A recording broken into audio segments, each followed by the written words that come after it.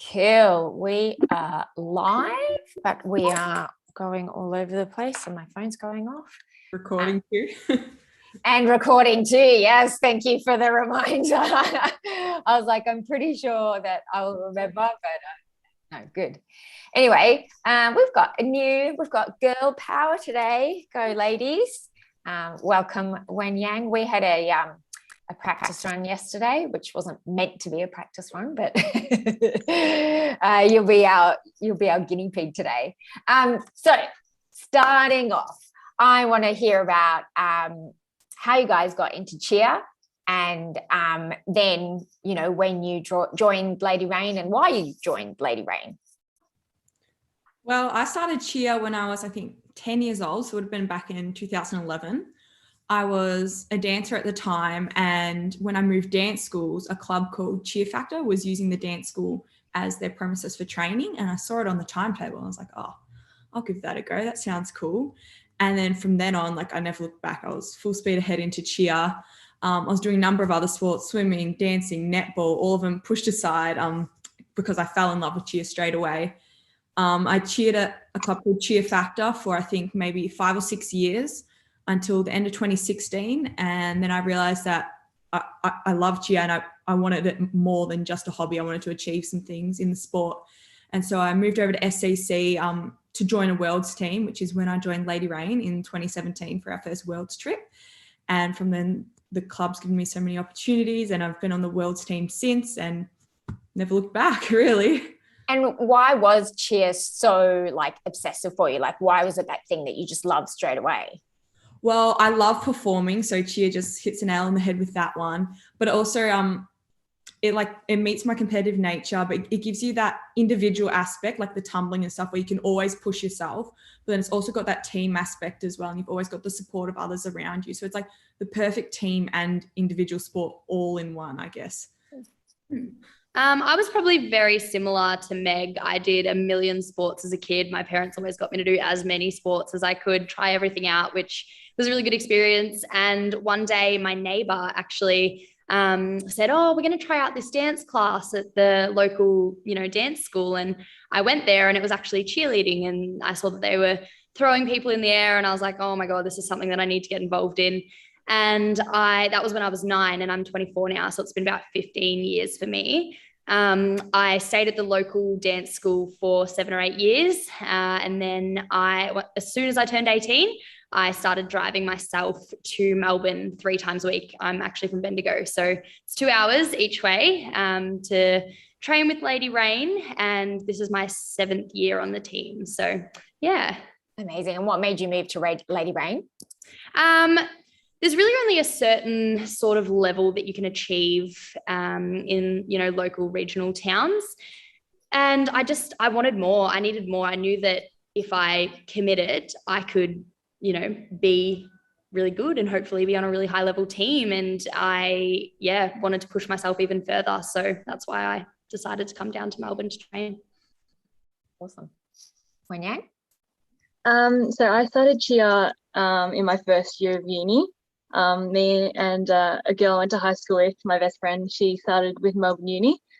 And she was basically like, cheerleading's really fun, you should come try it. So then I just went with her. And then from there, from uni cheer, I went to All-Star Cheer, started in a level 2 team, and then got into Lady Rain, and then just been with Lady Rain ever since. Yeah, amazing. Fun fact, I actually coach Melbourne Uni now. Amazing. That's so good. Meg, something you just reminded me of, I remember doing my first competition, and I thought I was so cool. I look back on it now, and it was like so embarrassing because, bent legs everywhere and my hands were everywhere. Here I was thinking I looked like some beautiful angel in the air, and I was flying everywhere. But I think for me, it's like pushing your body and that feeling of that feeling of doing stuff that seems sort of scary, but you're brave enough to do it and pushing through that. And that was kind of what gave me what I kind of got addicted to, I guess, that pushing your mental, breaking those barriers and breaking your fears and all that kind of stuff. Do you think that plays a big part for you guys as well? Yeah, 100%. You fall in love with the adrenaline rush.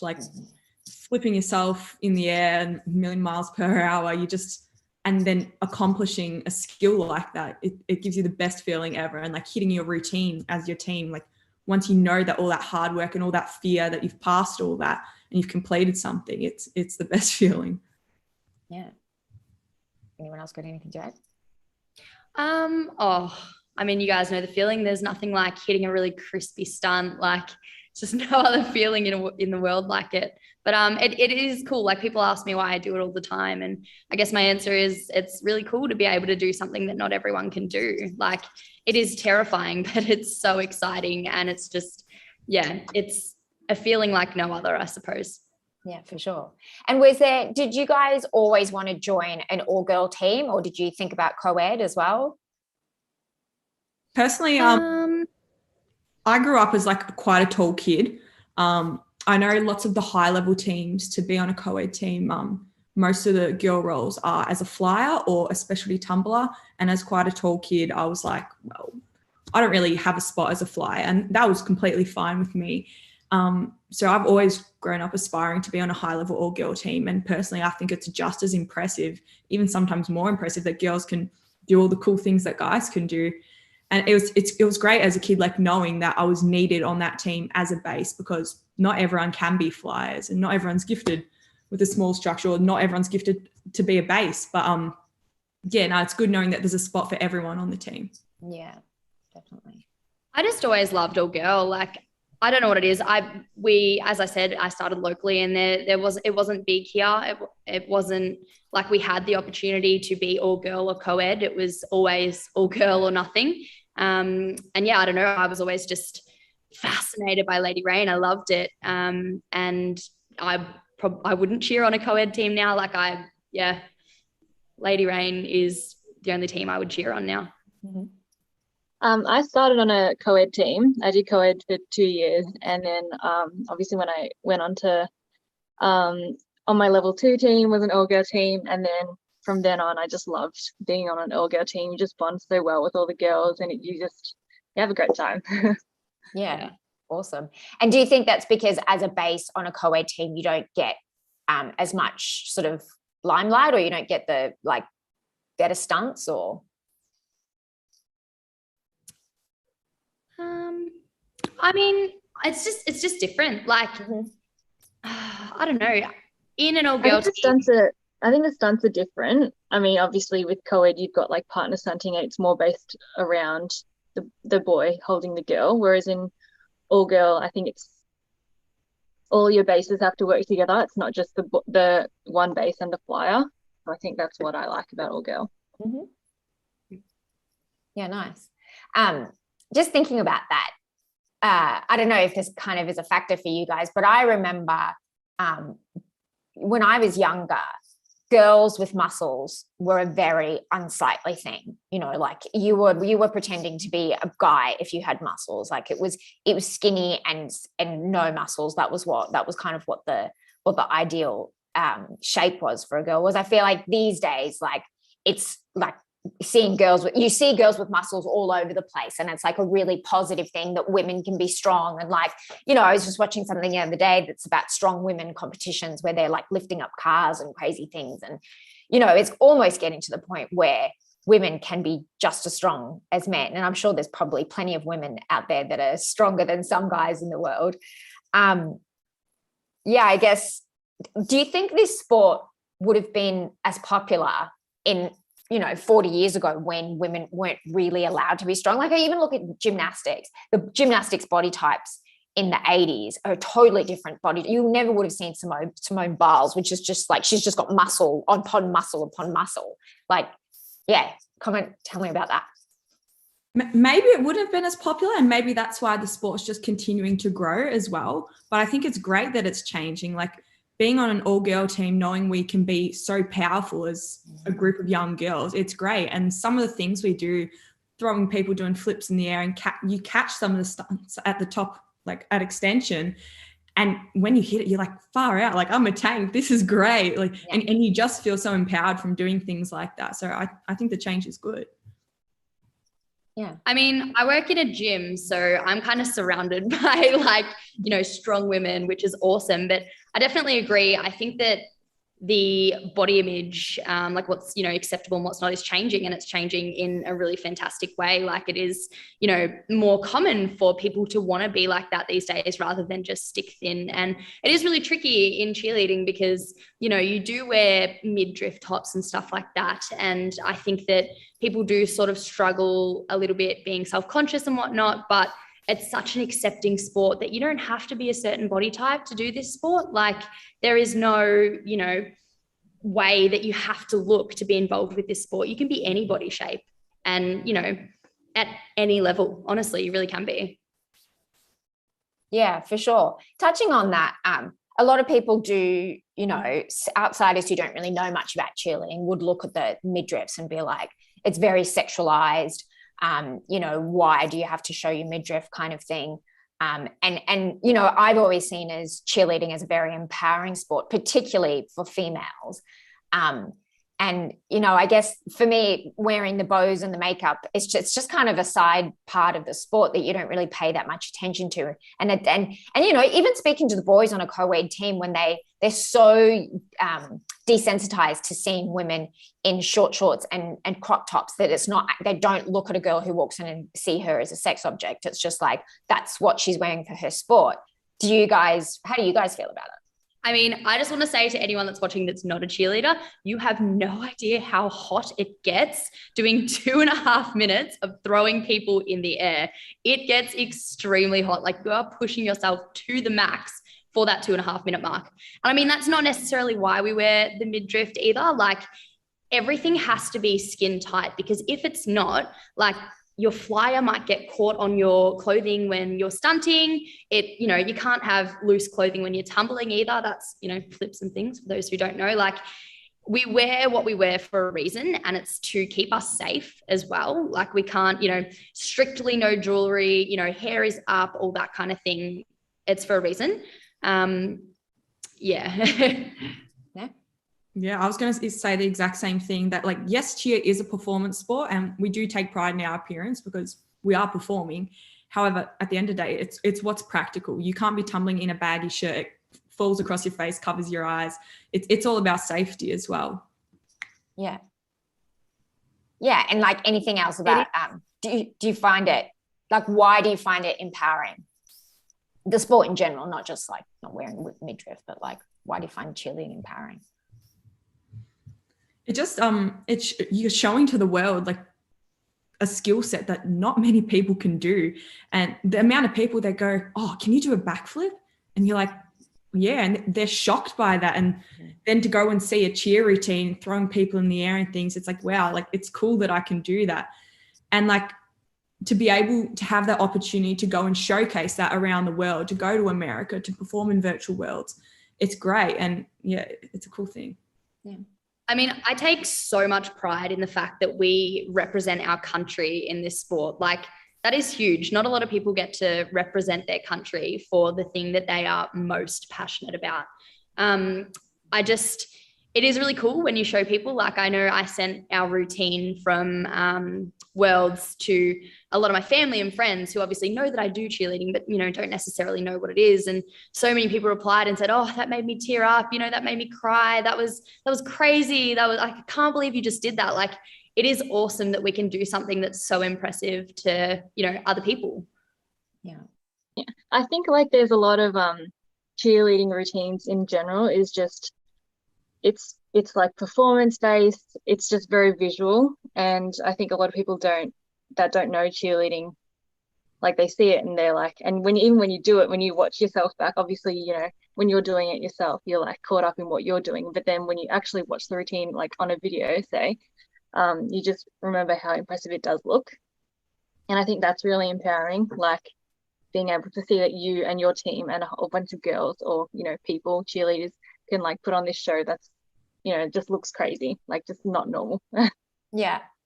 And so we kind of touched on this yesterday a little bit, but I guess maybe in the way that it's empowering, do you think that's why, because everyone would either, there's been so many people that would assume an all-girl team, 24 girls are going to be bitchy. First of all, I think that's really old school thinking, because I think, you know, females, when they get together, they're just bitchy. It's just part of the patriarchy, you know.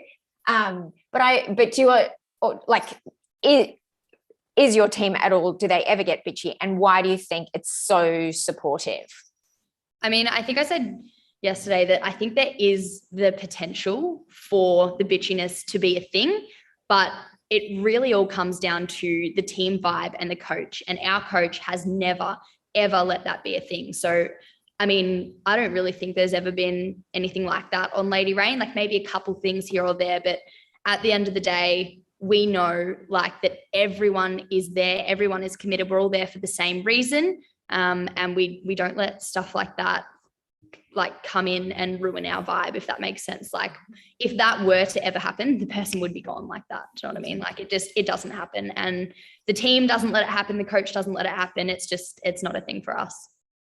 And our team as well, we're all such a close-knit team.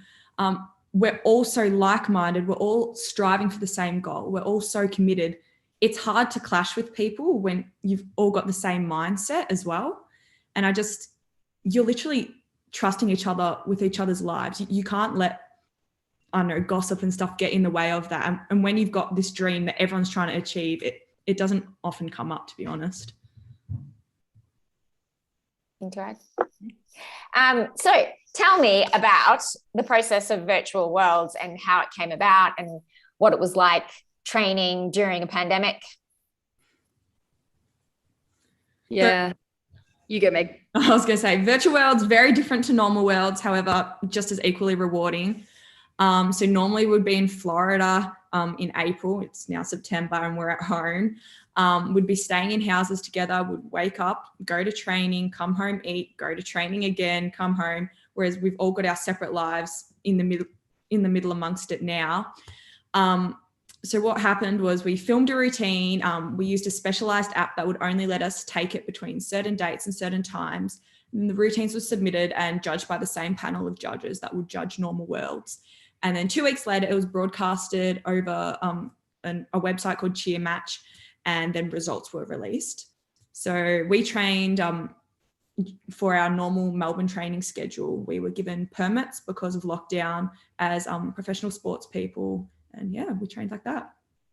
It was tricky. Like, it's obviously a weird time in the world right now, especially for me going from regional to metro. Like, it's a little bit scary. Like, obviously, we followed the rules. We abided by everything we had to do. Our permits were legit. Like, I know the police even came in at one point and checked our permits. And, you know, obviously we weren't doing anything dodgy. So they all checked out and everything like that. But yeah, it was definitely weird.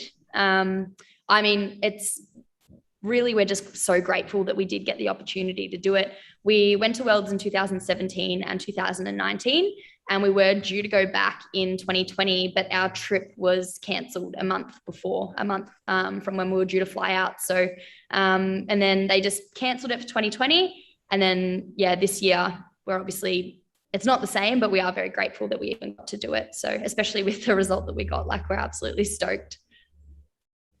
Yeah, with training and stuff, like we train 3 times a week, and even like I guess it was hard because we're all in a lockdown, and we all have our separate lives outside of cheer, so we all had to go to work or go to school and then train, come to training and just train. But like our hours were cut short. We usually train like 2.5 hours each time, but then we had to cut it down to like an hour and a half just to, minimize contact with everyone and all that sort of stuff. So it was really tricky, a lot different to what it would be if we were to go like in person. And was anyone hesitant about going to training during COVID, and whether it be scared of the repercussions or scared of like getting COVID from training with the team, or was everyone pretty much on board from the beginning?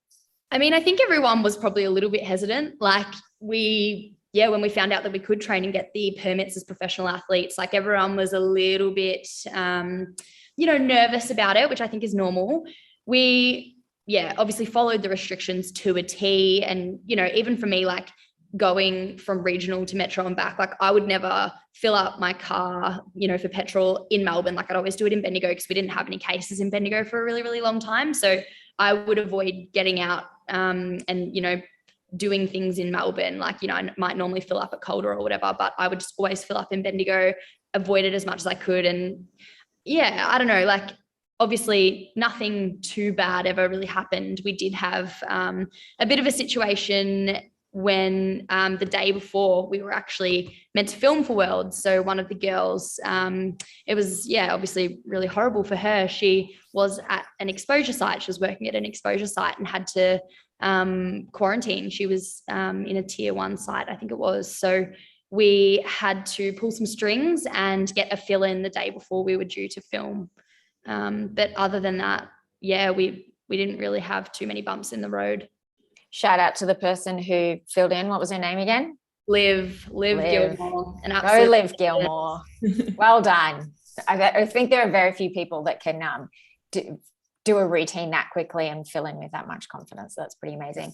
Guys, guess what? We've got a first question. And Alana would like to know, where did you place at Worlds? We actually won Worlds for National Open 5 section, and we actually got overall high scoring level 5, which is very exciting. Nice. And are these teams that you've competed against before? So the divisions have slightly changed since the last World Championships. It was just 5 and 6 at last Worlds. Now it's 5, 6 and 7. So our division essentially split in half. But these were the teams that we would be versing at live Worlds. So essentially, and we have versed especially some of those big gyms, especially the Canadian ones before. The competition was tough. Like we went in there and we didn't know what was going to happen. And especially with live Worlds, you've seen those teams compete throughout the year, but because of COVID, there's been no competition. So we didn't know what we were going to be up against. And not knowing that was quite scary going into it. Yeah. And tell me, so I know we spoke yesterday about you went to Outlaws Gym to film it. And then you had no audience, which was really weird compared to live Worlds. So tell me about that. Well, normally we would vibe off the crowd. Like that's kind of what cheerleading is. You're performing to people and, you know, you're vibing off their energy as well, but we didn't have that. So we really had to perform for ourselves. I mean, it was just us and the coach in the gym. So, in a way it did feel like another full out, but, you know, obviously the nerves were still there and everything like that. So, it was definitely weird. It was weird. It was different because obviously, like in America, you do your warm up backstage, you go through all those things, and then you go onto the stage, and then you hear everyone cheer for you and stuff, and then you have the lights and everything. But in like this case, we just hopped onto the floor. We had a drink break, hopped onto the floor, and the music was on, and we did it. So I think it was so different. It was hard to recreate like the pressure, like the actual pressure of like doing the whole performance. But I mean, it still felt relatively similar. Yeah, for sure. And how do you guys normally handle competition pressure? I know for me, it was always that moment when you were waiting in the wings and it always feels like an insanely long time before you go on because they always get you on early. And then all you've got time to do is sit there and then think about it. And everyone's got different ways. Like some people want to talk to everyone and be like, hey, how you going? And like, big them up and then other people are just like, I need to look at the wall and just focus at the wall. I know. I know. I spend the whole time being like, it's just another, you've done it all. You've done everything you can. It's fine. We're not curing cancer. It's fine. So like, how do you guys handle it? We all definitely have little like things that we do. Like I know Tali will pull her socks up about 40 times and we all have like little handshakes and stuff like that. So we do have like a bit of a ritual, bit of a routine. We get Jen and Caitlin to say a quote, and then we get Summer and Imogen to do some break dancing in the middle, like stuff that wouldn't make sense to anyone else, but that makes a lot of sense to us. Yeah. Awesome. And it's good to create. Oh, sorry. I was going to say it's good to create that environment before you do the full out. Kind of takes your mind off it. I know if I'm standing backstage, I'm like in my own zone, got my stresses going through my head. But when you have that little team, little ritual, it's good. It takes your mind off it. You think, oh, how can I help that person through their routine? How can I help them deal with this stress? And that gets me out of my own zone, which is good. Yeah, I was just going to say that like a lot of the stuff that we do is we do a lot of team stuff before we do the full out. So as opposed to like just being by yourself, doing your own sort of thing, we all do a lot of like team hands in and stuff like that. Mm-hmm. And then I saw a little bit of a backlash about you guys training. Well, not just you guys. There were multiple teams training during COVID. Did you see any of that online? Did you get any backlash about it? Did you kind of avoid it and just kind of keep training? I mean, I didn't get any personal backlash. And I think that's because everyone, like, obviously I wasn't going up like bragging that, oh, I'm still training in Melbourne. Like, I think that everyone that knew that I was training knows how much it means to me, and that I would literally sell my soul for this sport, and kind of have sold my soul to Momo for this sport. But I would do anything, and, you know, it was all legit. We had the permits. We were following all the rules and everything like that. Like, we weren't doing anything dodgy. That's the thing. Yeah. Yeah, I'm the same. Pretty much everyone I mentioned thought it was a great opportunity, and it's a positive story to finally come out of COVID instead of all this doom and gloom that you hear every day. And yeah, everyone knows how hard we've worked for it. It was all by the books. It's like seeing AFL players on TV. They're doing a contact sport. They're like us, we're an Australian representative team, and it was by the books. So most people were excited that we were able to achieve something that we've worked so hard for, despite all the negativity in the world at the moment. Yeah, for sure. I feel like some people may have like thought that it's not as legit because maybe cheerleading isn't that, you know, obviously big. It's like Meg said, it's like, you know, AFL players get to do their sport. Like, why can't we? Is it because we're normal people, like just doing a sport? I don't know, but yeah, I think like we had the permits. Like, we kept training to a minimum. We did all that we could. We checked exposure sites. You know, we didn't come to training if we were sick, all that sort of stuff. So yeah. I mean, you've got to remember that all the teams that we're training are literally the best of the best. Like, we're not just, you know, teams training for recreational purposes or fun. Like, we were training for the world championships. You know what I mean? Like, that is our Olympics. So yeah. And I think it has helped that recently cheer has been recognised as an Olympic sport. So that helped us get our permits and I know fight our legitimacy to be able to train. And yeah, so people can finally realise that now and say, oh, cheer is a sport, and we can show that. Yeah, for sure.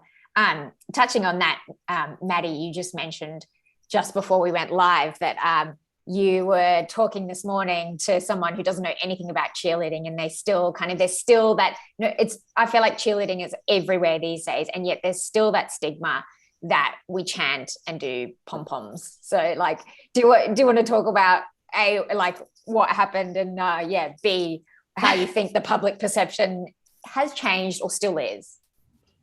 Yeah, so I had a radio interview with our local station this morning, and like, it was awesome, and I'm really grateful that they had me and everything like that. But they were, I mean, under the impression that we chanted and had pom-poms, and I said, no, like, we don't have pom. She's like, oh, take us out with a cheer, and I'm like, we don't do that. Like, I don't think you know what cheerleading is. And I think it's a really common perception that when people think cheerleading, they think like, oh yeah, short skirts, pom-poms, chanting, signs, like bring it on kind of style. And I mean, you know, obviously I've been doing this for 15 years, and I do think that the public perception has changed a little bit. Back in the day when I would tell people I was a cheerleader, they would say, cheerleading, like, isn't that only in America? Whereas these days it'll be like, oh, my, you know, sister's boyfriend's cousin's a cheerleader. Like, I feel like more people are becoming very aware of it. And I mean, don't quote me on this, but I did read somewhere that cheerleading is one of the top 10 fastest growing sports in Australia. And like, I think it's true. I think Meg was saying not that long back that our nationals compared to, you know, 5 years ago has increased by thousands and thousands of people. And even in like regional towns and whatnot, like more gyms, like cheer gyms are popping up places, and it's really exciting, and it's great for us to see the sport grow. But it is hard to fight that sort of stereotype and that stigma around what cheerleading is. And don't get me wrong, there is cheerleading that does have pom-poms and signs and stuff like that. Like there is, you know, you've got your university divisions, and then there's recreational cheer, which is a whole different kettle of fish. But there are so many different types of cheerleading, and it can be, I guess, frustrating sometimes when people don't understand exactly what goes into it, because, you know, obviously we all know what goes into it, but a lot of people don't. Yeah, I think that's the part that still frustrates me the most, is that I think the stigma is that it's like, it's this little prissy thing, and you're like, do you know that we bleed for this sport? Like, we literally bleed. And I actually found it really funny when I did my doco. I had one of my bosses crowdfunded my campaign, put into the crowdfunding. And then he was like, I'll watch the first episode, but I'm probably not going to be into this. And then he literally watched every single one of them back to back. And then by the end of it, his 5-year-old daughter was cheerleading. And then like the end of that year, he was like cheer dad. He had his cheer dad top, and his wife had like cheer mum. And he was like they were total addicted cheerleaders. So yeah, I do think it's still there. Yeah. And I think that, you know, that documentary Cheer that came out, I think it came out last year or maybe 2019. I think that really sort of helped the sport as well. I know that before the pandemic in early 2020, when I had tryouts for Melbourne Uni, and it was my first year coaching them, and I expected, you know, maybe 20 people if we're lucky. And I had 60 people rock up to tryouts, and I was in shock. I was absolutely stunned. And when I spoke to a lot of them, they were like, oh yeah, we watched that show on Netflix. It was really cool. So we thought we'd give it a go. And now I have the most incredible team from that. And I think it really helped us. For sure. So my next question is, what do you think, if there are people wanting to get into cheerleading, or if there's other people who, you know, perhaps starting out and they want to know where to go, what's your advice about becoming an all-round cheerleader, doing stunts and tumbling, or versus specializing in one thing or the other? Like, what do you think is best? I would say give everything a go, because if you're an all-rounder, there's always going to be a place for you on the team. If you can tumble, stunt, do anything, you don't have to be the best at everything, but you can always contribute to the team. However, there also is a space for specialty roles on the team. Like, our best back spots aren't necessarily our best tumblers, but they give so much to the team with that stunting ability. So it's a bit here and there. I would say give everything a go, because it just opens up your opportunities. But there is room for both. I mean, I agree. You have to be versatile. Like, you can't, you know, go to tryouts or go to a team that you want to try out for and be like, nope, like this is my position. You know, I'm a main base. I don't do anything else. Like, that makes you a bit of a difficult athlete. And coaches want to see athletes that are versatile. And, you know, you might not be very good at something, but it doesn't mean that you can't give it a go, if that makes sense. Like, you do have to be as versatile as you can, and have an open mind. Like, don't be offended if someone critiques your stunting or something like that. Like, be open to taking that feedback, because it's only going to make you better. For sure. Wenyang, anything? No, you don't have to. I don't know, like, just give it a shot. Like, you know, you might not expect to like it, but I feel like cheerleading always surprises you. There's always ways, you know, if it's like, it's not sport, if you don't want to do it that competitively, there's like, you know, you'll meet amazing people. Just give it a shot and you'll probably really like it. For sure. I'm just going to say, if there's anyone who's watching who wants questions, pop them in the question box and we can ask them. But in the meantime, we were talking yesterday about, like, you know, there's quite a few people that see cheerleading and they are like, well, the flyer gets all the attention. I want to be a flyer, but they might not necessarily be, you know, short enough or whatever to do flying. Like, what if you were going to sell being a base, what would you say? Not everyone can be a flyer. If everyone's a flyer, you'll all be on the floor. Like, there is definitely a role for everyone. And speaking as a base on an all-girl team, I think being on an all-girl team gives you so much opportunity to showcase how important all different body types are. Whether you're a flyer, because that's extremely important, or whether you're a base, because that's equally as important as well. And yeah, it gives that opportunity to everyone. And being a base, it's not a bad thing. Like you feel like a tank when you hit some of those skills and you're like, wow, I'm literally lifting a person above my head while they switch legs and do flips. Like, it's cool. I mean, I went from being a flyer to being a base. When I was in Bendigo, I was a flyer. And when I moved to SCC, I started basing. And I wouldn't go back now. Like, I loved flying, I did, but now I love basing. Like, and that's what I mean when I say you do have to have an open mind and you have to be willing to try these new things. Otherwise, you might not make the team that you want to be on. Like, yeah, I think people do put flyers on a bit of a pedestal, but you need to know that everyone has a role to play and everyone is equally as important. Like, even when it comes down to, front bases and whatnot, like, everyone has a role. You are in the routine for a reason. Do you know what I mean? Like, you've got a job to do and it's as important as someone that is in the air. Yeah, I think the flyers wouldn't be up there if it weren't for bases. So I mean, I always think of it as like, the flyers are good, but they wouldn't be up there if I wasn't there. And you're the one who's helping them do all those crazy stuff that looks so good. So basically, you're the reason. Yeah, for sure. I mean, I've always, especially looking at girls and seeing girls do what boys can do when it comes to basing, I think I have much more respect for bases, because it's like, it's so badass to be able to do all that stuff. It's seriously impressive. So, and it feels badass too. Like, if you hit a really crispy double or something like that, like it feels good. There's nothing like it. Yeah. Tell me, guys, does Tylee still have the highest tuck on the team? Probably, yeah. But don't bring it up to Ben. Amazing. I just don't know how she gets so much height from just standing there. Like, give me a run up, I'll be great. But oh yeah. Tell me about that. So one of the things that I always battled with was my own brain when it came to learning new skills and doing new skills. And I remember Steph, one of my very first coaches, was like, your problem is that you think too much. How do you guys sort of work through the mental barriers in cheerleading? I'm the same as you. I'm a very mental thinker person kind of thing. When it comes to skills, I have the physical capability to do it, but it's in your head telling you, oh, what if? And it really helps pretty much if I just don't think. And I'll tell myself as I leave the house before training, I say, I can do this. My coaches believe in me. I believe in me. And then I'll go in and have a good training and leave that negativity at the door. Whereas I find if I'm questioning myself before I do the tumble or something, that's when I'll make the mistakes. And I think you have to remember as well that your coaches have put you in that position for a reason, and they trust you and they know you can do it. So you should also trust yourself. I think what I've learned over the last couple of years is mental training is as important, if not more important, than physical training.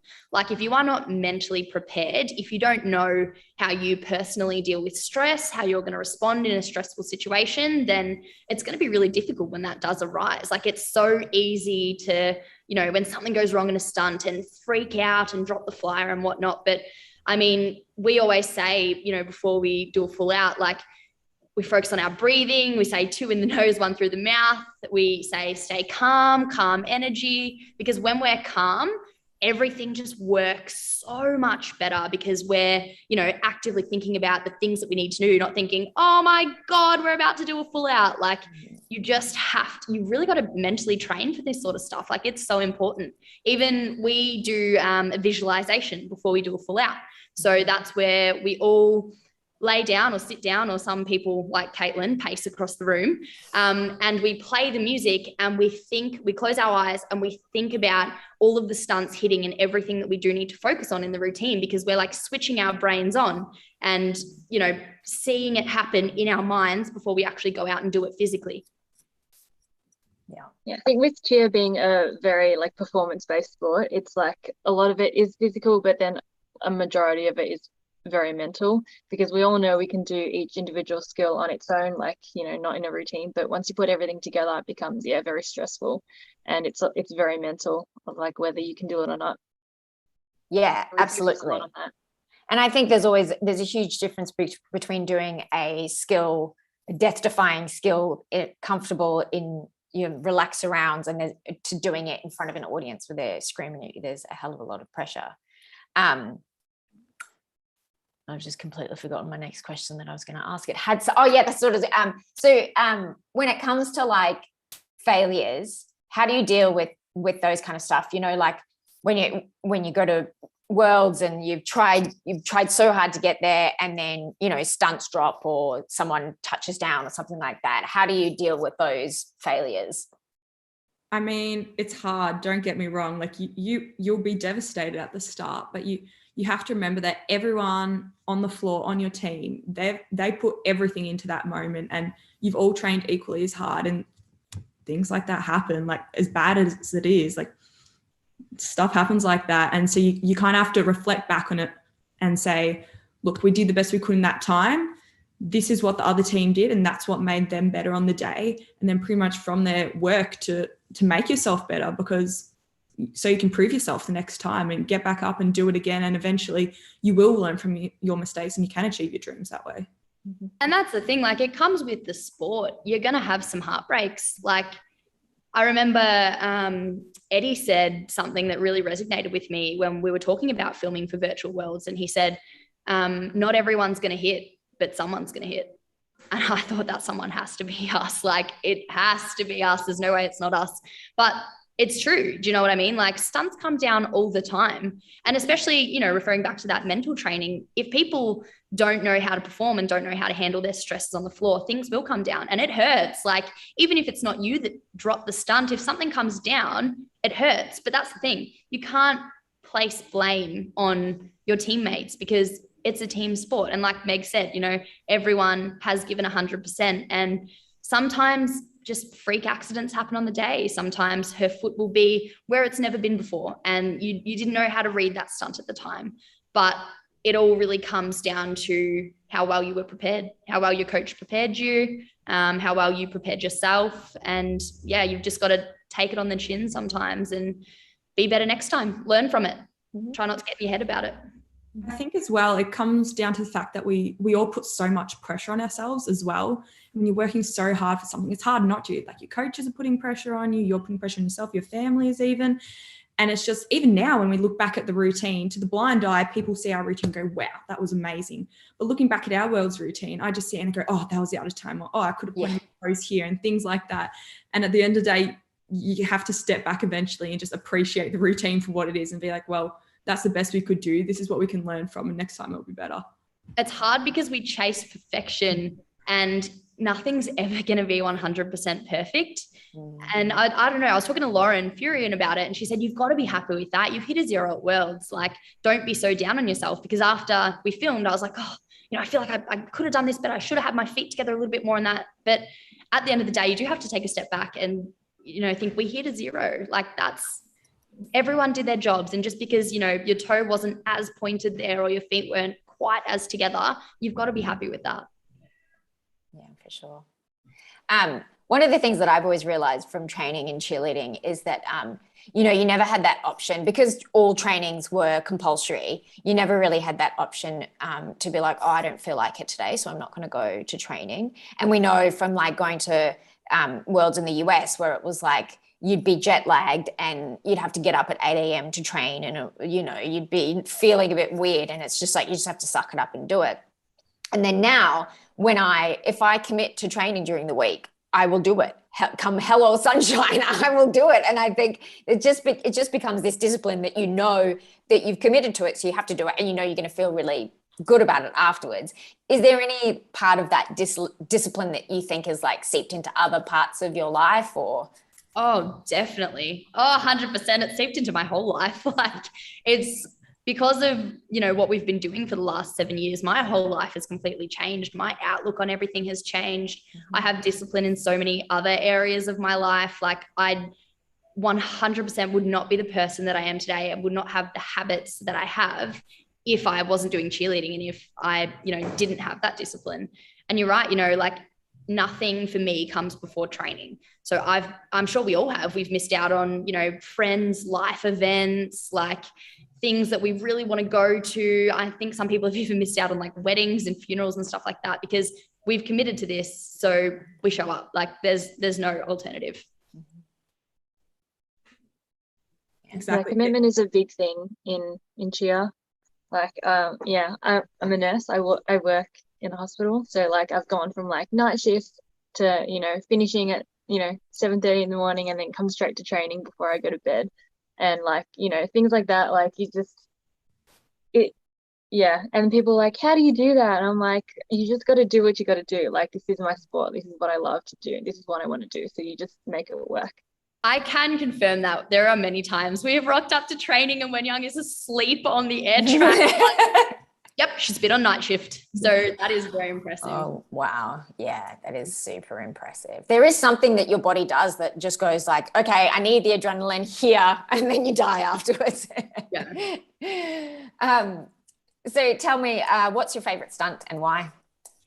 Mine's definitely either a rewind to the top, because when that catches, it's just the best feeling, or a handstand high to high for a all-girl group.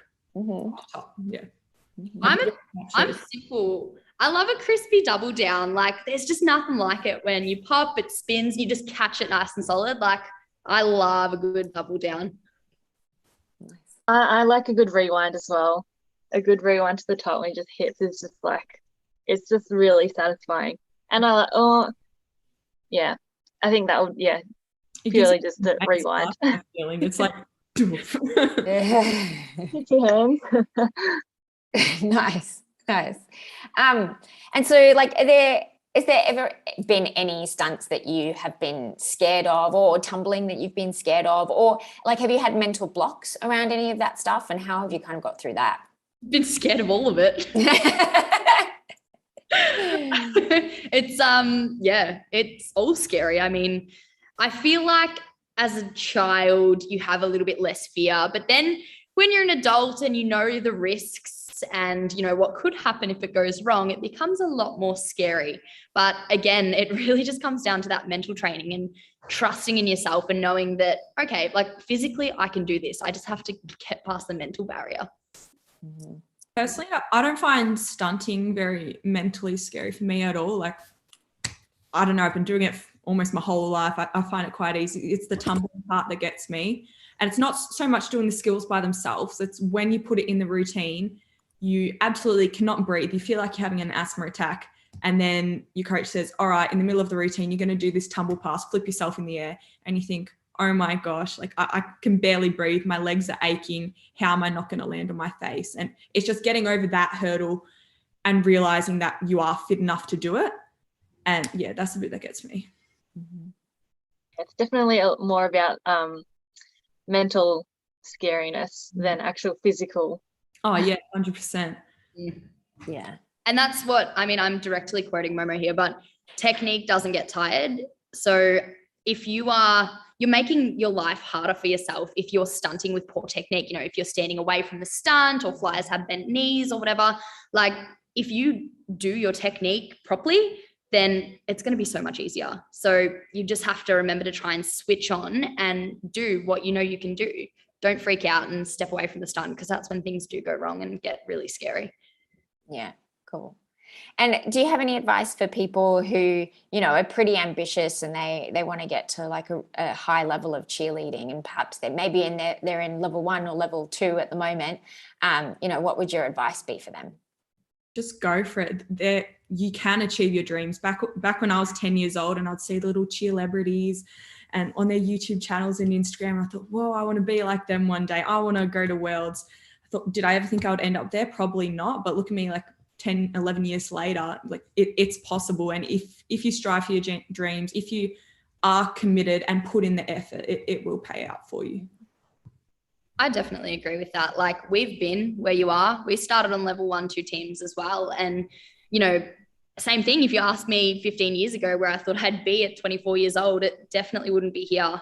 And it just goes to show that if you can dream it, you can do it. Like, commit to it, be disciplined, and anything is honestly possible. And I know it's so corny, but it's so true. Like, we just became the world champions. Anything is possible, guys. Yeah. Yeah, I think you have to like trust the process, as they say. You might start off not very good. If you trust your coaches, trust yourself, just try anything. Like, you can get there. Like, I didn't think I would be able to do anything that I could do when I started cheer. So, just go with it. Yeah. And casting our minds back before a pandemic hit, tell me, what was your, when we all went to Last Worlds, what was your favorite thing about it, and how can you describe your experience of being at the ESPN Center and just being surrounded by thousands of cheerleaders?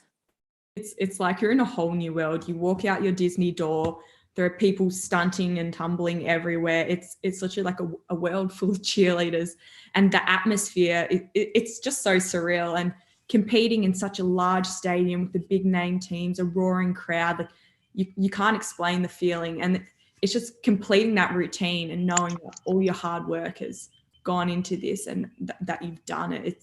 It's great. Yeah. Yeah, no, I agree. I mean, it's crazy. Like, you walk out and, like Meg said, like, people are counting to 8 in different languages, and there's just people being flipped in the air everywhere. Like, it's such an incredible experience. My favorite part wasn't even performing, to be honest. Like, obviously I love that, but it was just being with my team, and we're all so close, and we were all just soaking up the experience and having the best time. And, that is a trip that I will carry with me for the rest of my life. Like, I will never, ever forget that, for the best reasons. Even a great part about it was after you compete, they shut down Magic Kingdom at Disney World, and they turn it into a massive after party. They've got a DJ in front of the castle and things like that. And it's just a great experience. Like, you're with your friends, with your sisters, and yeah, nothing can top it. Yeah, it's awesome. Need to add, Wenyang? I just love being in Disney ESPN. It's so much fun. You're like the other girl said, you're there with your team, people you're with like half of the week basically, and even just being around all the other cheerleaders, it's kind of crazy because you're like, all these people from all around the world are here for like one thing, and I think that's really cool. And they're all the best of the best. Like, it's so inspiring. Like, even just sitting in the crowd and watching all the other routines, it really like ignites that fire in my belly. And I always come back so inspired to try new things or do this or do that, because I'm just, so inspired by them. Yeah, for sure. We're nearly done. But one more quick question before we finish. I remember, I think it was 2017 Worlds Day, the night before day one, Eddie said to me, he had us in the meeting, we were literally about to go to bed, and he was like, looked at me and he was like, I'm most worried about your rewind, which hadn't gone wrong at all. It was like doing completely fine. And I was like, what is that about? And then I went to bed that night being like, oh my God, my rewind. Oh my God, my rewind. And then we performed it and it was fine. And I realized that he was just testing me. He wanted to know if I would crumble under the pressure. So he put that pressure on me to see if it would fall on day one. So he knew whether he could trust me or not.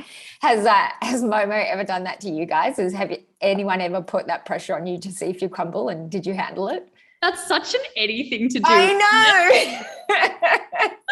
Oh my God. I don't think so. I think the great thing about Momo is that she just tells it exactly how it is. Like, she is very, very honest, sometimes too honest. And, she'll tell you exactly how it is. And, if she's going to cut something, she'll just cut it. Do you know what I mean? Which is great, because that's what we need. And that's why we've made it to where we are now. But we have a lot of things that we do as a team that I guess are a little bit of a test. Like, we do homework every week. The whole team has to go for a 3K run in a certain time, record it, submit it by a certain time. We do our flexibility work. We sometimes have additional workouts to do. And I guess that's more of a test to see who's committed and, disciplined enough to be on this team. And if you're not, then you're not.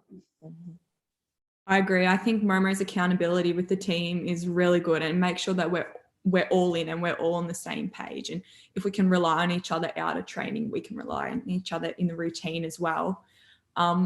but I did have one thing with Eddie as well once. It was, I think, the very first time I was putting my full on the comp floor, and he said to me backstage, he's like, "Are you doing your full?" I was like, "It's choreographed in the routine. You know it's in the routine." What do you mean? Now I'm questioning, am I doing my full? But yeah, no, I've only had that once from Eddie, and Momo is pretty consistent. What happens at training happens at comp, and we don't change anything. Yeah. Nice. Yeah. Cool. Well, thank you, ladies. Thanks for joining me. It was lovely to have our hour of girl power. And congratulations on your gold medal. Very exciting. Thank you so much. And hopefully see you IRL soon. Yeah, sounds good. Thanks so much.